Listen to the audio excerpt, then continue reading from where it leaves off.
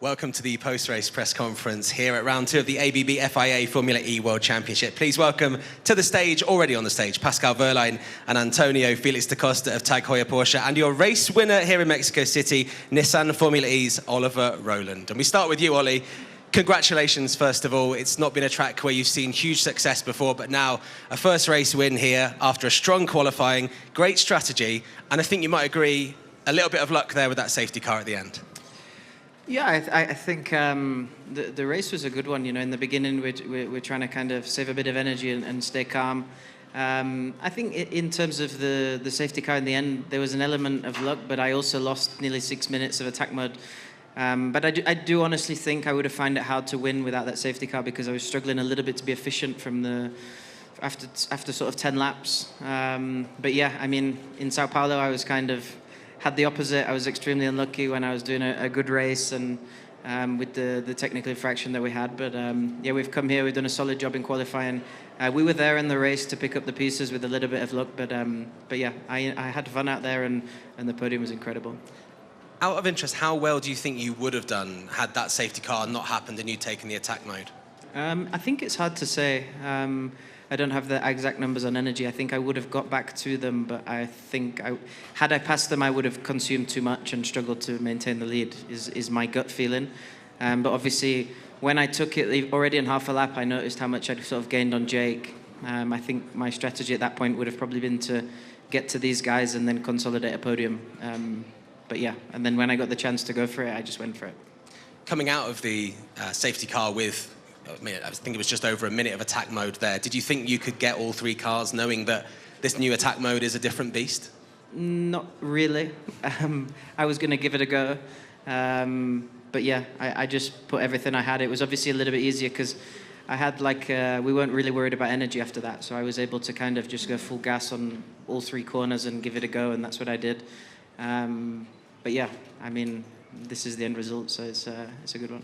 Okay, well, we'll have questions for all 3 drivers as we move on. Congratulations again, Oliver Rowland with Nissan Formula E team. We move on to António Félix da Costa with Tag Heuer Porsche, back on top of the championship. I think Nicky said on the TV from the first time since season 6. So you're back on top, and it must feel amazing after another great weekend for both you and the team.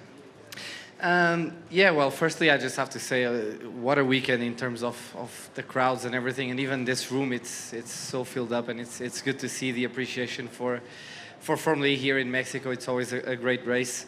Happy with that. You know, I told myself after last year that consistency is key to try and have a crack at this championship, and yeah, we're trying to do just that. Of course, I wanted the win today, but we have to be happy with those 18 points. You know, Oliver, he was very decisive. I defended hard, and I think there wasn't much space left, and it's always good to race him when it's hard and fair like that. And yeah, you know, I thought we had the 1-2 today for the team, and then that safety car. I still have to go back and look at it. I don't know, maybe Oliver would have been enough to come back to the front or not. Guess we'll never know. But yeah, it ruined our party a little bit and our plan, what we were doing up to that point. And yeah, just want to say thanks to the team, congrats to the team, both cars on the podium. It's always good. Once you got into the lead of the race, what were the conversations like between you and the team? Was it communicated that you guys were able to race? What were those conversations like? Mostly just we were keeping an eye on the guys that had attack mode left, so it was Oliver and Mitch. And yeah, we were just trying to manage that and trying to build that gap because we knew he would be coming at some point, and then we would have to see what would happen with energy at the time. I think both myself and Pascal, we were good on energy. So it would have been a nice fight either way with Oliver at the end, had that safety car not come on. But so it was mainly about that, and then obviously Mitch as well, and I guess he ended up, I haven't seen what happened, I guess he ended up retiring, so he was one less guy we had to worry about.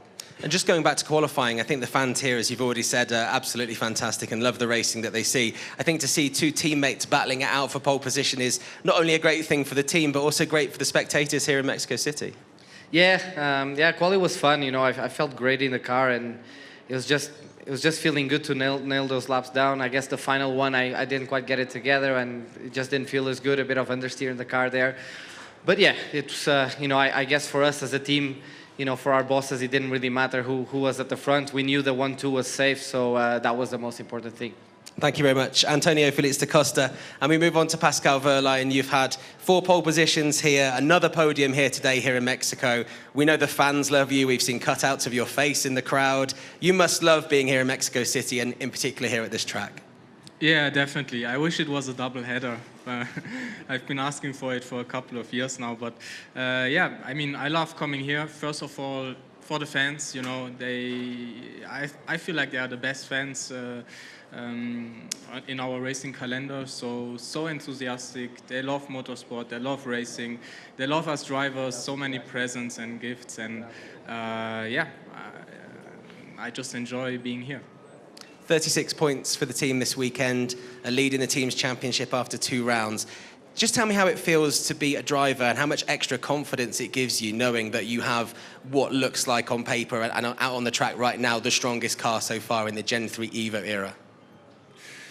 I think there are a couple of good guys here and good teams, and definitely we have a super strong package, but yeah, every weekend we just have to deliver. You know, in Sao Paulo it looked like Oli, for example, had a pretty strong race. We know that Mexico somehow suits us every year. And on my side, I have to say I'm just happy that, you know, rebuilding a completely new car here in Mexico, my mechanics on Wednesday and Thursday, that the car feels nice, it feels normal, and I can fight with it again. There's always small doubts, you know, when you have to rebuild a completely new car, if it works or if something feels different. And yeah, definitely I have to say a big congrats and thank you to my mechanics and to my team for an awesome job and faultless rebuild. Given what happened last time and the big incident you had back in Brazil, just tell me what was running through your mind when you were out there on pole position on the grid, because a lot of people would think that maybe confidence would be knocked slightly, but you didn't seem to show any signs of that at all. Yeah, I've forgotten it already. I mean, I don't mind crashing. I don't mind if it hurts a couple of days. I'm always looking forward to the comeback, and obviously this one was a bit tough because I suffered a little for 2 weeks, but it was a perfect time to recover from it as well. Over Christmas, a quiet time, and no regrets on missing something. And a perfect track to come back at as well. Congratulations. Exactly. Pascal Wehrlein, we have time for some questions. If you raise your hand, a microphone will appear. Well, I'm going to make it very easy to start with. Here you go. Thank you. Mr. Rowland, congratulations. Before my question, just my hats off to you. Were you able to feel the way that the people in Forosol, well, now Estadio GNP, exploded the moment that you overtook for the first place just before you entered? I could see movement, I guess, but I also had to make sure that I kept the move solid. So I was kind of trying to make sure that he didn't get the undercut. But yeah, I guess you can feel a little bit the energy. I was pretty focused on the job in hand, so I didn't have too much attention on that. But I think when I came round during the safety car, you could feel the energy of people cheering. Yeah, it was pretty cool. Thank you. Anyone this side? Yeah, here we go. Thank you. This one is for Pascal. So I know last year was pretty tight, but do you feel this year will be even more competitive than last season? Certainly, I feel like there will be more teams and more drivers involved. I think last year you could clearly say, I mean, Oli also missed 2 races, so I feel like it's a bit unfair to take him out of, let's say, the last weekend in terms of a real go at the championship. But I feel like last year, you know, the last weekend was between Jaguar and us, and I definitely feel like this year there will be more teams and more drivers involved until the last weekend. Hi, Chris from MBS Deportes for Oli. We chatted with your team yesterday, and they told us to expect a good weekend for Nissan. So tell me, was it smooth sailing, any complications, or how would you sum up this winning weekend? I mean, you're always hopeful of having a good weekend. I think ever since we kind of got this package, we've done the testing, we've felt like we've made a good step forward. But I'm the type of guy that's always doubting these things. So every time I come into the weekend and people talk about, yeah, you know, you look really good, I'm constantly doubting the fact that maybe I'm not good enough, maybe the car's not good enough. So I think I always try and come into the weekend with the same mentality of I really have to put a clean weekend together. Honestly, I wouldn't say it was smooth sailing. Yesterday was a pretty good start in FP1. But in the wet this morning, we were okay, but we struggled a little bit with some underlying issues, which do translate over to the dry, but they were more noticeable in the rain. So yeah, I think it wasn't plain sailing as much in the dry. The car was quick. I was a little bit annoyed at myself in the semi-final this morning because honestly, I could have done a better job in the semi-final. I made a lot of mistakes in the last part of the lap, and I let myself down a bit. But yeah, then in the race, we had a quick car, not the quickest car, but we were able to hang in there and pick up the result in the end, and that was the most important. Thank you so much. Okay, so now please for Mr. António Félix da Costa. Good afternoon and congratulations on yet another podium, the only driver to fit the podium twice this year. Now I would like to ask you how proud you are of your time management on the attack mode, and what do you think could have gone better? Because maybe if the safety car didn't come in, you would have won the race if it was because of your good time management, especially over your own teammate. Yeah, thank you. It's the third time I finished second in this place, so I can't seem to break that curse. It's always P2. But yeah, I mean, we were trying to look after the energy, look after the tires, but it's also the work that we do in the free practice, in the simulator, making sure we have the right balance in the car. I was very happy with the balance of my car.